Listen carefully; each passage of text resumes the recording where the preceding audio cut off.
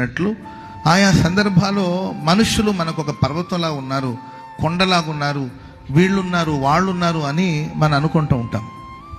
నిజమే, వాళ్ళ పర్వతంలాగా మనతో పాటు ఉండొచ్చు. ఏదో కారణాలను బట్టి ఆ పర్వతాలు తొలగిపోవచ్చు. వీళ్ళు తొలగిపోలేరు అనుకుంటాం, వాళ్ళు తొలగిపోవచ్చు. ఇలా ఎందుకు జరుగుతుందిలే అని మనం అనుకుంటాం, మేబీ జరిగిపోవచ్చు.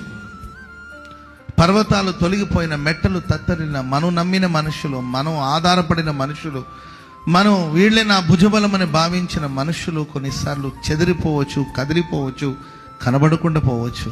అయితే దేవుడు అంటాడు, పర్వతాలు ఒకవేళ తొలగిపోయిన, మెట్టలు తత్తరిలినా నేను నీ ఎడల చూపుతున్న కృప ఉంది కదా, ఆ కృప ఎన్నటికీ తొలగిపోదు, ఎన్నటికీ తొలగిపోదు, ఎన్నటికీ తొలగిపోదు, ఎన్నటికీ తొలగిపోదు.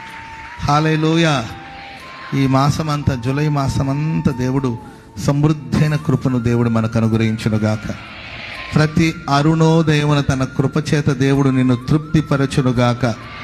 సమృద్ధైన కృపను దేవుడు అనుగ్రహించునుగాక.